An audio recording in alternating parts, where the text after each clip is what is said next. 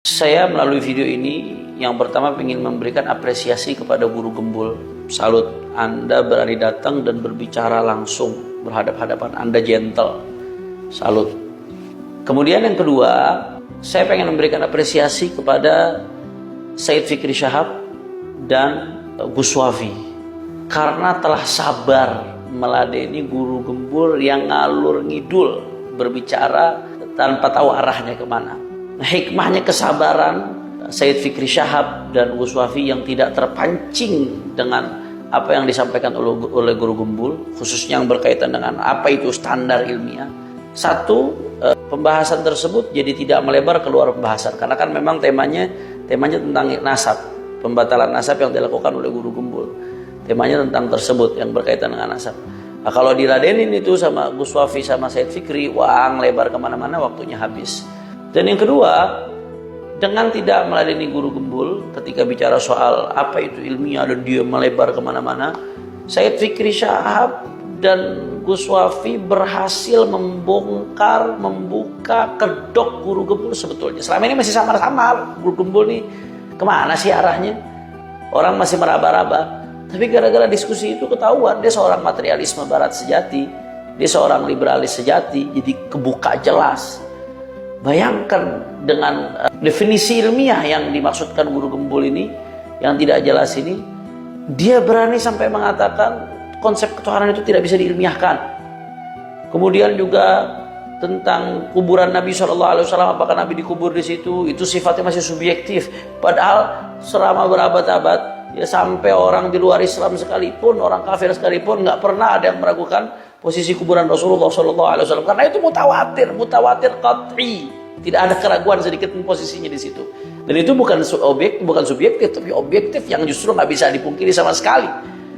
Itu kalau standar guru gembul dipakai, bukan hanya urusan nasab ini kecil, tapi syariat semuanya yang dirontokkan oleh dia.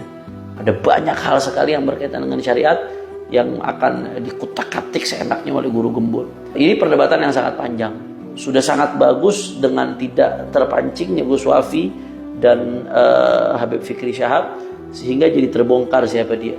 Walaupun nanti ini perlu dibahas secara khusus terlepas dari masalah nasab. Kalau berkaitan dengan tema itu, filsafat ilmu itu, tentang materialisme, tentang liberalisme itu, saya kira masalah nasab ini kecil dibandingkan dengan itu. Ini berkaitan dengan akidah umat. Ini udah dibahas panjang lebar jauh-jauh hari oleh Imam Hujjatul Islam Abi Hamid Muhammad bin Muhammad Al-Ghazali.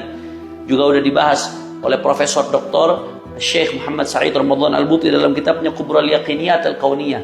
Nah, ketika di awal kitab tuh Syekh Al-Buti langsung membahas tentang al-manhajul ilmi lil bahthi 'anil haqiqah 'inda ulama'il muslimin wa ghairihim.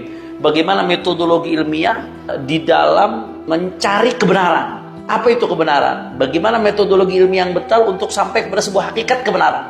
Itu udah dibahas habis-habisan. Begitu juga Profesor Dr. Naqib Al-Attas di Malaysia yang luar biasa, sampai dunia barat pun mengakui keilmuan beliau. Wah, ini udah dibongkar habis-habisan oleh beliau, oleh murid-muridnya Prof. Dr. Fahmi Hamid Zarkashi, Dr. Adian Husaini, dan masih banyak lagi. Saya kira ini memang butuh sesi khusus untuk mengungkap kesesatan guru gembul dalam masalah ini, penyimpangan berpikirnya, sehingga sangat tepat kemarin Gus Wafi dan Said Fikri Syahab tidak terpancing untuk meladeni, sehingga tidak melebar kemana-mana, dan akhirnya jadi terbongkar, terkuak itu kedok sebetulnya siapa seorang guru gembul. Bahkan yang lebih lucunya lagi ya, ketika Gus Wafi mengutip dari sebuah kitab tentang apa itu ilmu dan bagaimana cara mendapatkan sebuah ilmu dari sebuah kitab, Gus Wafi mengutip, dia langsung memvonis, oh kalau sumbernya kitab itu nggak ilmiah, itu tradisional, itu bukan metodologi ilmiah. Ajib, bagaimana mungkin seseorang bisa langsung memvonis tanpa melihat substansinya? Kok bisa-bisanya langsung divonis kitab itu nggak ilmiah? Berarti itu kitab yang ditulis oleh para ulama semuanya nggak ada yang ilmiah, nggak sesuai dengan metodologi keilmuan, otomatis. Yang ilmiah mana? Dari Google, katanya cari dari Google. Padahal Google itu informasinya harus dipilah-pilih, harus dicek dulu kebenarannya. Semuanya ada di Google, versi apapun ada di Google. Ilmiah model apa yang seperti ini? Dan lebih lucunya lagi, ya, ketika dia bicara ilmiah, ngalur ngidul panjang lebar kemana-mana sampai terungkap itu kedoknya, begitu ditarik ke tema, kembali ke masalah nasab, yang ilmiah itu menurut dia dengan menghitung statistik, harusnya nasab alawi menurut perhitungan dia itu Kalau mau benar antara 58 sampai 77. Kalau 39 sampai 45 itu tingkatan generasinya ya, dari Nabi SAW sampai sekarang itu meleset, nggak mungkin, kemungkinannya sangat kecil, bahkan mustahil dia katakan.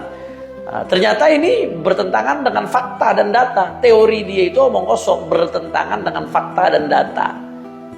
Faktanya apa? Faktanya asyraf di dunia nggak seperti itu. Asyraf di dunia yang diakui sekalipun dari berbagai aspek itu ada yang antara 39, 41, 42 dan lain sebagainya.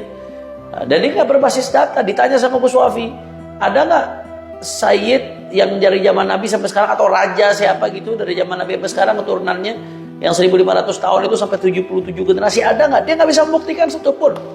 Berarti teori yang disampaikan omong kosong, nggak berbasis fakta, nggak berbasis data. Bahkan ketika dibenturkan dengan jurnal ilmiah yang berbicara tentang ini, tentang generasi, bahwasanya perpindahan generasi itu harusnya setiap 30 tahun sekali, sehingga dalam 100 tahun itu 3 generasi, dan ini sudah sesuai dengan umumnya nasab sada Ba'alawi. Itu dibenturkan dengan jurnal ilmiah, ternyata dia yang nggak punya dasar jurnal ilmiah. Jadi ilmiah dari mana? Bahkan kalau mau pakai perspektif barat tentang apa itu ilmiah pun, Guru Gembul tidak ilmiah.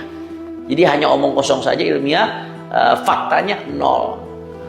Dan terakhir, yang lebih dahsyatnya lagi, kalau saudara Haji Imaduddin itu membatalkan nasab Ba'alawi.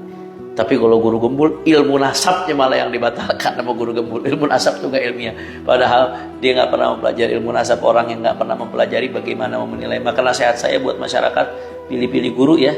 Jangan salah pilih guru. Kalau salah pilih guru, kesian nanti dunia akhiratnya.